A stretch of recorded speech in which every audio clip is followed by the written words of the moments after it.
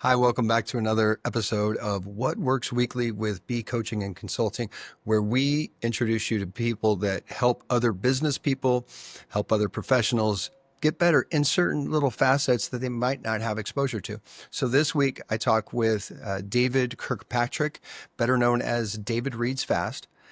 In this episode, we deal with people that struggle on reading books, retention, and memory. And David teaches people how to read at a much faster rate, increase their retention, their comprehension, and their memory. So I hope you enjoy this episode with David Kirkpatrick. David Kirkpatrick with David Reads Fast. Let me ask you this, David, what's your superpower? Superpower is the ability to learn something and then apply it as soon as possible. And my biggest struggle is reading books. So I do audiobooks, and I wish I read. You read really fast and you help people retain. So how did you come across this? I came across it because I had hit rock bottom a couple times in my life, and I thought I was done hitting rock bottom. So I was like, I graduated, right? It's like, oh, I did it all. I did everything that the system tells you to do, that my mom tells me to do. But I get the degree, and then a year and a half flies by, and I still don't have a job. And I had a friend come over to my house. I remember I was sharing a bunk bed with my little brother. I remember my dad looks me in the eyes like, "Why are you still here? You have the degree. You should have a job." But he gave me two books that changed my life and changed my mindset. And Okay, then what from were there, I they? read a handful that then doubled the salary I was actually going for with what was back then my dream job. So even though I was a year and a half behind, all my peers didn't have double the salary like I did. And it's because I had information from books. And I'd also say I had the mental training that books force you to do.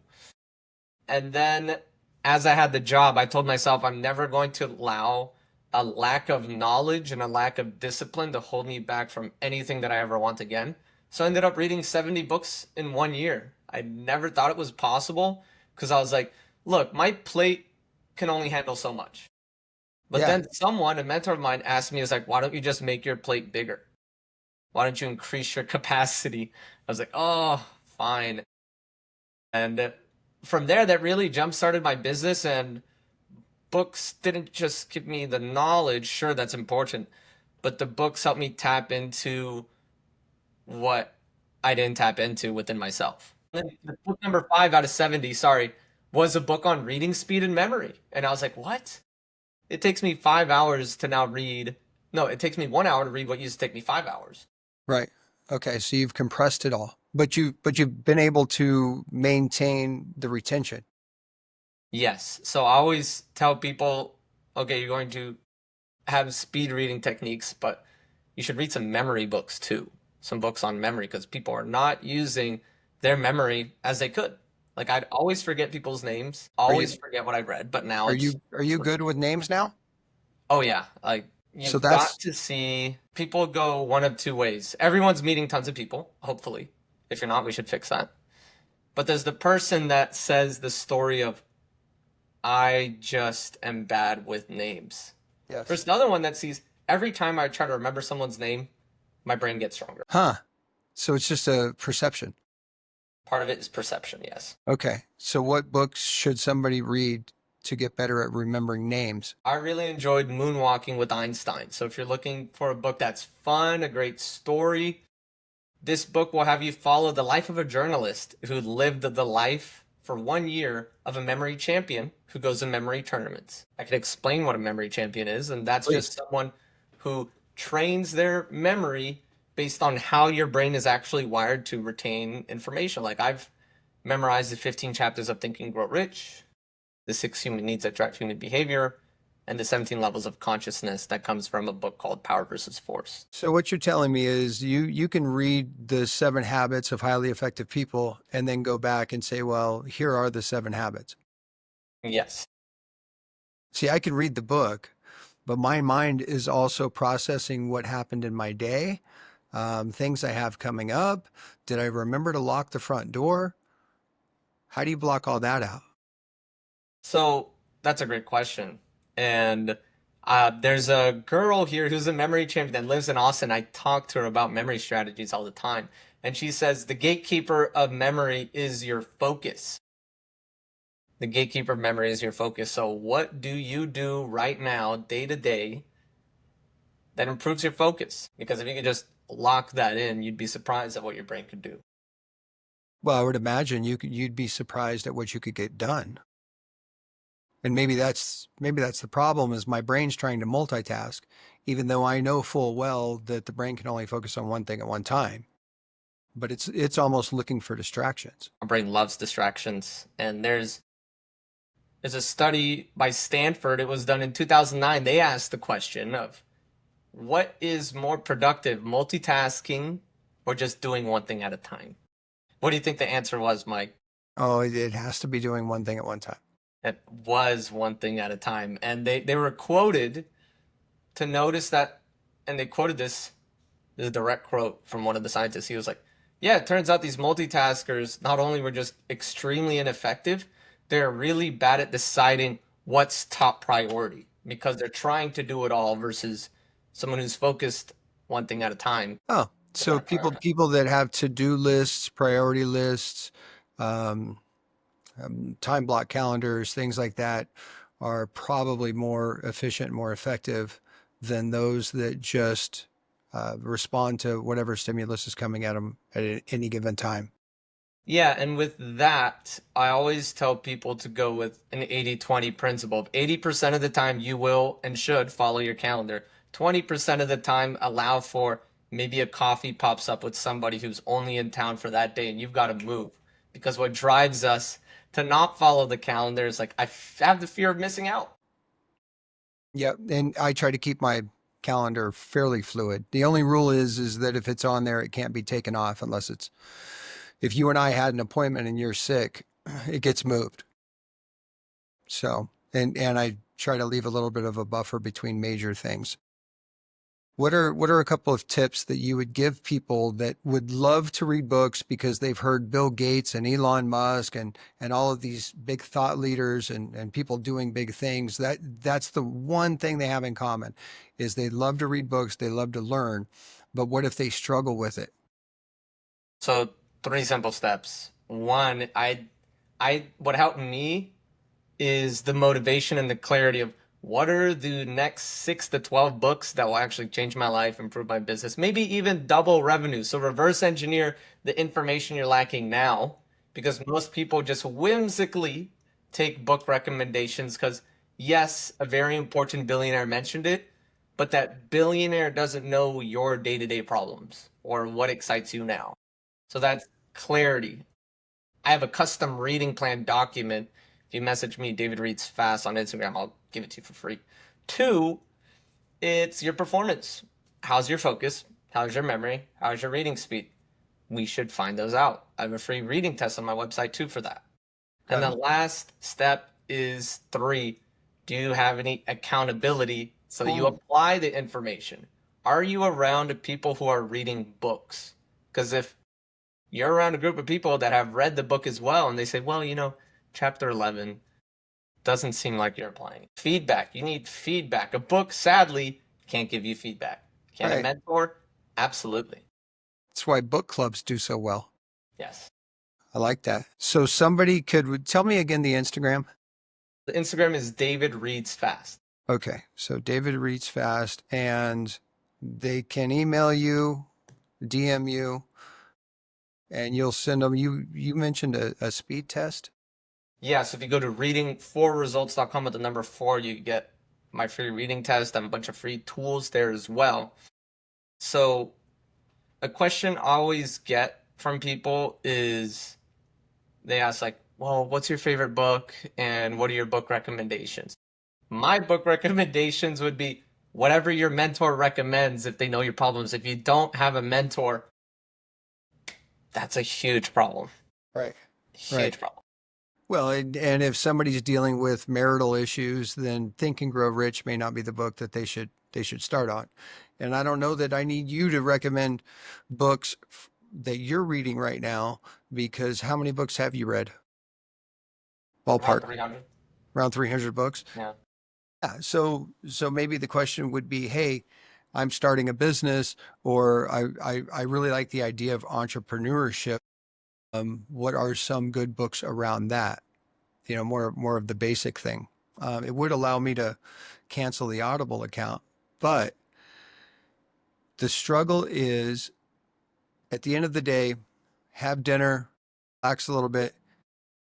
It's an hour and a half before I typically go to sleep. I grab a book that somebody had said, you really need to check this out. I get 4 pages into it. I've forgotten the first half of the page because now my mind's thinking about what I'm doing tomorrow. And then I go, no, stop that. I'm going to focus. And I'll literally say each word to myself as I'm reading it. And within 15 minutes, my eyes are closing. I close the book. I go to sleep. I don't read it again tomorrow. 3 days later, I pick it up. There's no retention for the first 4 or 5 pages I read. So can you help somebody with that issue? Yeah, so here here's why you fall asleep when you read. Number one, timing and environment. So does your environment tell you to wake up or does your environment tell you to fall asleep? Because Oh, if you're lying down in bed, your brain, your body are connected and it's telling you to go to sleep. So number one, try to set up in an environment that actually wakes you up. Two, it's your techniques and how you move your eyes. If you're looking at each individual word, that's just more brain work. yeah. Efficient readers do two different things according to research in relation to this. They read groups of words and they also don't look at each individual word. Around 30% of the words they don't directly look at. And this is because your brain is great at filling in the gaps. And if you leverage that, you can just stop burning energy. Well, and if you're utilizing that technique, the brain is so focused on filling in the gaps, it doesn't have time to be clouded with other subjects. Exactly. And then the last thing I'd also share is decision fatigue.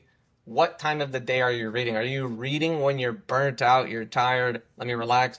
Or are you reading in the morning? You're treating reading as the gym for your brain. Because if you read in the morning, what's kind of top of mind for the rest of the day? What you just read. And if Right. you're a leader, you're able to recall that information to your employees, to your leadership. And now your influence is a little stronger because you're referencing books. Yeah. Yeah. No, I totally agree with you. And it sets the tone for the day too. Just make it part of your morning routine. Nice and calm, relaxed, wide awake. Cool. Okay. So, you do, I'm assuming you teach, you have classes. Okay. How would somebody that was interested in reading faster sign up for a class? Just message, I'm keep it simple for everybody. One The funnel, same just thing. message me on Instagram training. I That's love it. it. So all they have to do is say training. Cool. Are there any, well, let me ask you this. Who have you trained? Like who comes to you for this? So I've worked with as high up as CEOs that are scaling past 50 million revenue, 10 million revenue, or entrepreneurs that are looking to start their business. I've even helped like a nurse break out of her 9 to 5. She read like 30 books in 3 months, eventually just snapped, quit her job, started making money from her business on Instagram, which is Wow. pretty impressive. But if you're someone who's tired of forgetting what they read, you're very busy and you want to be effective with your reading, and you buy tons of books, but you never read them, those are the kinds of people I help. I don't help people who are fine with their audiobook and they don't really care that they're losing comprehension and they're losing retention of the information. Well, Those people I that's can't really help. the problem I have with the audiobooks is I will be engaged for a chapter or half a chapter, but then I'm also driving, I'm paying attention to other things, and I go back and say, yeah, I listened to it. David Goggins' Can't Hurt Me was probably one that I retained more of it, but I was I was outside taking walks, going for jogs, things like that. So I didn't have a whole lot of stimulation going on outside of the book itself, and I liked the story. But I've listened to a lot of business books online that if you said, Mike, what are the 7 habits of a highly effective person? I would go, I don't know. I read the book. I mean, I get credit for it, but the fact that I didn't retain it means I can't apply it. And what's the point? Exactly. I love it. I love it. And especially somebody that's thinking about being an entrepreneur, branding books, things like that, extremely important. But if all you're, and I'm listening to one right now, but the only thing I could tell you about the book and being 3/4 of the way through it are a couple of anecdotal stories. And it was because I really paid attention to the story. I wasn't listening to what the book was trying to tell me, if that makes sense. Yeah, Okay. absolutely. Um, So here's a here's a memory technique to help you remember everything that you read. And it's called PQRST. Preview, question, read, summarize, test. So this is what I do with all my books, and it will help you never read a boring book again. It'll help you retain the information. So first step is preview. Do you even read 3 to 5 summaries of the book before you even pick it up? Do you even read Amazon reviews of the book? Because people write great reviews. You do that, you feed your brain the map of what you're about to get into. Because a race car driver has to study the road they're about to get onto. So why don't you do the same? 2 is questions. Can you write questions in the physical book, in the front of the book? Questions that you cannot answer unless you read the book. So the right. problem with trying to retain a book is that people don't even ask the question of, well, what do I want to retain? Right? The last 3 steps is read. You get that. Just read. And the last ones are summarize and test. Are you in a book club? Or do you talk about your book with other people? And do you use mind maps, which is a really fun way to draw out the structure of the book? I got you. I'm taking more notes than anything else. I'd be a, I'd, I'd be a good candidate. Tell me about Hormozy. Yeah, so Hormozy, for those who don't know, he has 4.7 million followers online. I think he's up there with Tony Robbins now, and he's a younger guy, up and coming, huge following. And I go on my phone and I see, oh, Hormozy liked my post, screenshot it, send it to a friend, call him, was like, "Dude, he liked my post." And then he was like, "That's such a lie." And then he checked, he's like, "Dude, check his story." I didn't check his Instagram story and he reposted me to 4.7 million people. And Yeah. then I had people reach out to me that weren't following me that then followed me. It's like, "Oh, I recognize you now. I follow you." So I was already getting a lot of followers before that. Like I'd get like 1,000 in a day before that. But what it gave was authority that, hey, maybe David's stuff does work. Right. And books truly have helped me build, I'd say, a marketing brain. Because as a marketer, you need to be thinking like a marketer 24/7. You need to correct your thinking because, yes, they tell you post quantity to get the quality, but if you've already posted a lot of quantity and you're plateauing, you need quality. How do you get the quality? You train your brain by reading the books of marketers and start testing. Yeah. Well, and not just that, but memory plays a big part in connections, in networking. And I've been in numerous situations where I was in rooms with, and I met people, and then 6 months later, I come across them again, and they go, "Hey, Mike, how are you?" And I'm sitting here going, "Oh, I know you, I know you, I know.